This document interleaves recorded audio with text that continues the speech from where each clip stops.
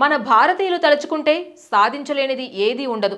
మన ప్రతిభకి, మన పనితనానికి ప్రతీదీ కూడా మన పాదాక్రాంతం కావాల్సిందే.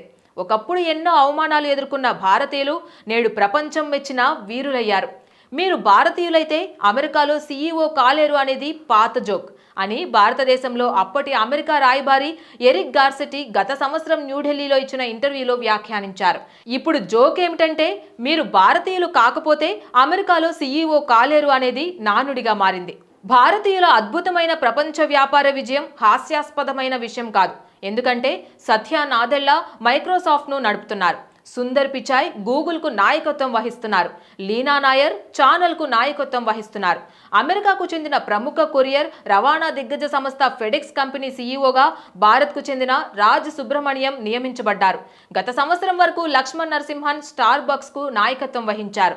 మొత్తం మీద ఈ సంవత్సరం ఫార్చ్యూన్ 500 ఎడిషన్లో 11 కంపెనీలు 6.5 ట్రిలియన్లకు పైగా మార్కెట్ క్యాప్ తో సంస్థలను పర్యవేక్షించే భారతీయ వారసత్వం కలిగిన సీఈఓలచే నాయకత్వం వహించబడుతున్నాయి. మొదట చెప్పిన జోక్ పంచ్ లైన్ వెనుక ఉన్న పరివర్తన భారతీయుల పనితనం వల్ల జరిగింది.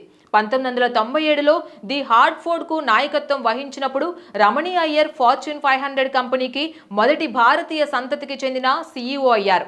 ఇంద్రానుయ 2006లో పెప్సికోలో నియామకం గుర్తించదగినది.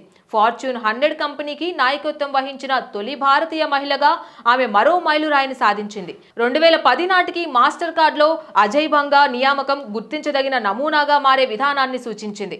నేడు ఇంద్రానుయు మరియు అజయ్ బంగా వంటి కార్యనిర్వాహకులు తరచుగా భారతీయ సీఈఓ సంఘానికి డీన్ వ్యక్తులుగా పరిగణించబడుతూనే తరువాతి తరాలకు మార్గదర్శకత్వం వహిస్తున్నారు.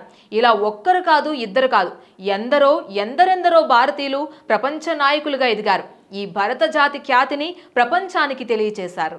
Please subscribe to the channel and download the Politicos app from the links in the description.